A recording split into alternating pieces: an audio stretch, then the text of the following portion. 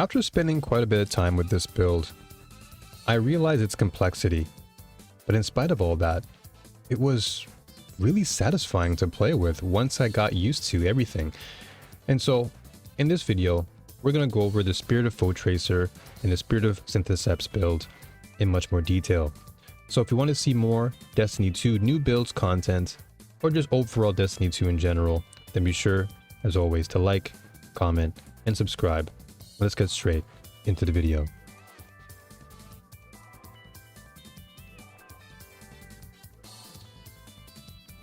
So at first glance, this build really does come across pretty straightforward. It's, Foetracer and Synthoceps, it's weapon damage, boosting, and melee boosting. But at the same time, there is a lot of complexity in how you want to utilize the build.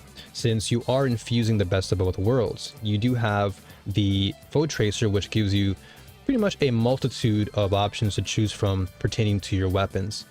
And also with Synthoceps, you're getting that melee damage as well. So you can play a more close range play style, but also combine close and mid to long range as well, giving you a great basket full of treats pertaining to play styles. So if you're a type of player who is more of that flexible, who wants to try out different things as far as weapon loadouts, this build is definitely for you. And I personally found this to be quite satisfying just because of Foetracer itself. And the real beauty here is that because you are utilizing Synthoceps so frequently, you're able to proc your Foetracer as much times as you need to, so long as it's a yellow bar or at least a powerful combatant. So just for those who are unaware of Foetracer and how it works, you want to be attacking the more powerful combatants, as it states in the wording. So that comes down to things like yellow bars, orange bars, but red bars, it's not going to work. So this kind of requires you to take a little bit of risk, but not so much, because again, it all depends on what you're trying to utilize for your Foetracer, but most importantly for your melee damage too. And we'll go into that much later, but just to kind of give you a little bit of an overview, a quick little overview, you can see that I'm utilizing Combination Blow and Grapple alongside my Spectre and Winter Shroud. Now, this is where things can get really interesting, because Foetracer really is about your abilities. And so you want to be thinking about ways to maximize that profit through your selection. So if you're looking to get more damage, let's say, out of your strand weapons, use something like the Grapple, or use something like your Threaded Spike. If you're looking to get more void weapon damage, then utilize your Snare Bomb alongside your Magnetic Grenade. Or let's say you want a combination of the thing, right? Let's say you want both Arc and Strand, or Strand and Arc, or Solar and Strand. Think about those combinations and how you can maximize them, but just keep in mind that aspects, I've tested this too, by the way, aspects do not carry on, or at least carry forward, that buff, that weapon surge buff. I've tested it with Gunpowder Gamble and it does not proc it. The only things that will proc the Foetracer will be your respective abilities. So just keep that in mind. I know it can be confusing because it does say Darkness ability, for example. It does say, Light ability next to Gunpowder Gamble, but it really comes down to your abilities, the real abilities, your grapple and your melee. So keep that in mind when utilizing this build, because it can come in handy later on. But most importantly, the overall gameplay functioning of this build is taking advantage of your weapon loadouts and making sure that that combination plays well into what you're looking for, and thus giving you the upper hand in content moving forward. So that being said, let's move on into the next point.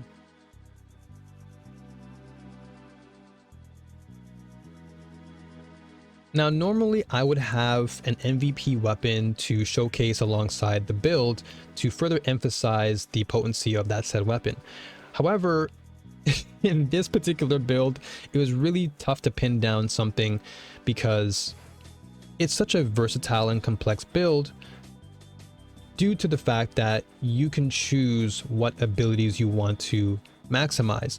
Now, if you want to go full on straight, Arc, or full on straight Void, then of course it'll make your life a little bit easier.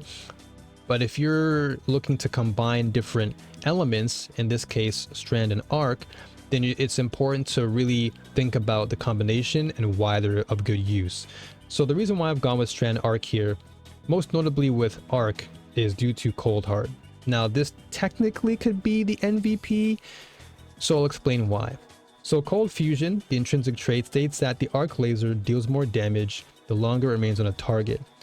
So the reason why I've opted for Cold Heart here is because it pairs well with the Foetracer's 10-second time frame, where you want to be utilizing as much damage as possible within that window.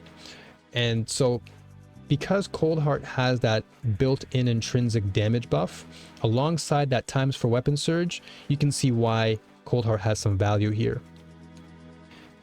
Also, Call is really nice. I do use this if I'm opting for a Strand weapon surge alternative. And Call comes with Slice and Adrenaline Junkie, which also pairs well into your weapon surge. Final warning, fantastic weapon. If you have the Catalyst, this becomes even more dangerous on the battlefield. Pair that alongside the Strand weapon surge ×4, and you can see why it's a great value. And surprisingly here, Line in the Sand is a really strong linear fusion rifle that I've been using against the more precision-based targets in solos. And I found that with Reservoir Burst, this thing can do massive amounts of damage when paired well with the Clown cartridge, because you're getting more value out of your ammunition. So it doesn't just come down to your weapon selection, but it also comes down to your perk selection. And this is where the complexity comes in, because on the surface, it's just simply, okay, pick a weapon, get weapon boost, move on. But if you're really trying to dive deeper and get the most value, then it's important to look at your respective perks and how that perk can really be utilized in that damage phase, but also looking at weapons that already have built-in intrinsic perks that can really be of greater value when in that damage phase. So now that you have a good idea of what this build is capable of weapon-wise, now it's time to give you the full spectrum of the mods, fragments, and aspects. So let's move on to that section.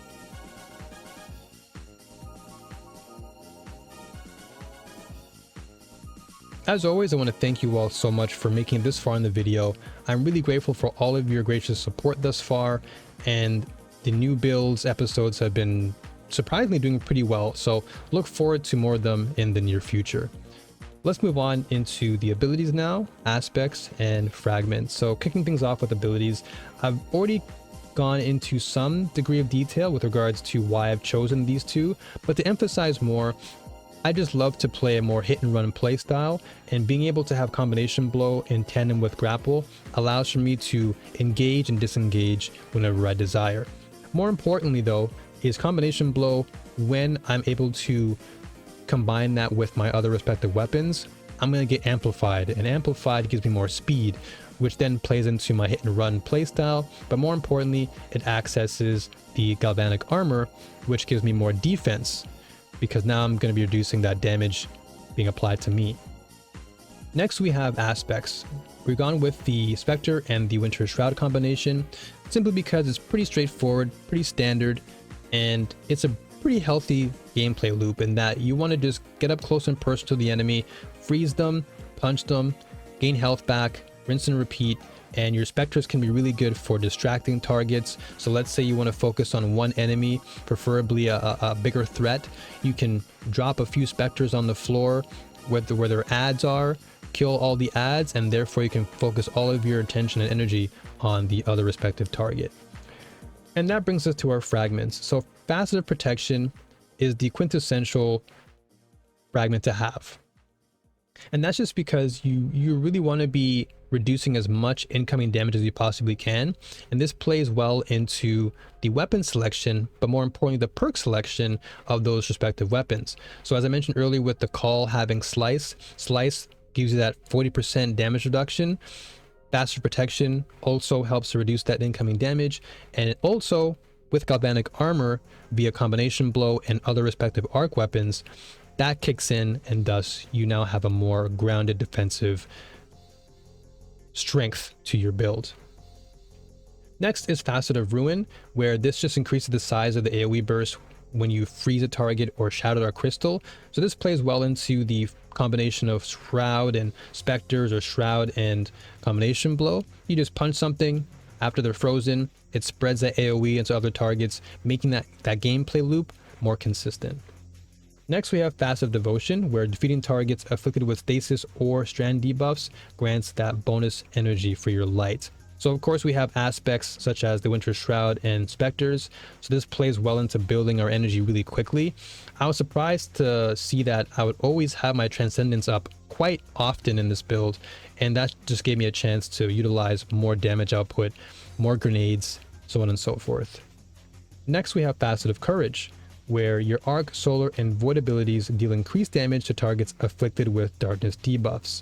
So once again, this ties well into the combination blow Winter Shroud aspect combination, where now once everything is slowed, I punch them, I gain more damage, and on top of that we have Synthoceps. So Synthoceps also gives us the additional melee damage output, so it just plays well and is really synergistic. Next, we have the Facet of Purpose, which again is another quintessential fragment to have on this build. And that's just because every time you obtain Orbs of Power, you're going to be getting your respective, your respective buff, whether it's Amplified or Restoration, Frost Armor, Woven Mail, Overshield. In this case, I'm rocking with the Shadow Shot Deadfall, and so that's going to give me the Overshield. And then lastly, Facet of Awakening. Now this one I was thinking about really carefully, and the reason why I chose this is because of Cold Heart. Cold Heart gives you ionic traces as you hold your laser on a target for a long period of time, and that gives you ability energy. So I wanted to get more of that ability energy, so therefore when you rapidly defeat targets with light or darkness damage or super final blows, it generates a pickup of the matching damage type. So not only will I be getting ionic traces, I'll also be getting tangles, because tangles will come from the rapid kills from your strand weapons. So you're going to have a lot more tangles to play with, you're going to have a lot more traces to build into your ability energy, so it's just a nice healthy flow of damage output, ability regen, and thus giving you a nice healthy gameplay loop moving forward. Then of course I've opted for Shadow Shot Deadfall because it's great to just tether targets, slow the pace down if you're in danger, apply aggression, apply weaken to bosses or any target that you feel needs to be taken out quickly. Is really good for that, and that plays well into the Foetracer, where you can really maximize your 4x weapon surge in that damage phase.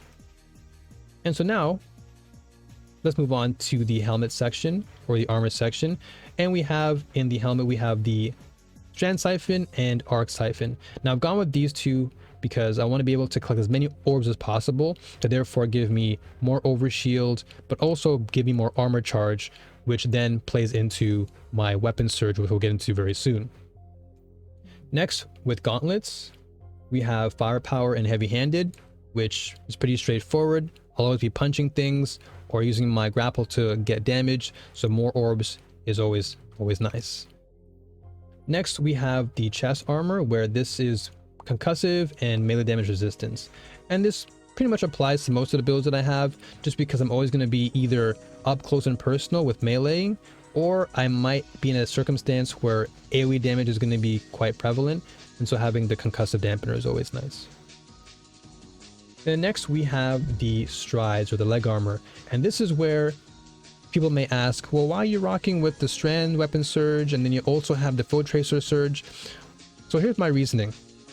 So I've opted with the weapon surge here because I want to ensure that I'm always going to be in a damage phase, in the sense that when that time window is gone from the ×4 surge, I want to make sure that even when I don't have my 4x weapon surge, I can still pick up orbs and generate damage through these weapon surges respectively. So it just gives me a nice consistent flow of damage output when I don't have Foetracer activated, and thus giving my weapons a greater degree of potency in battles.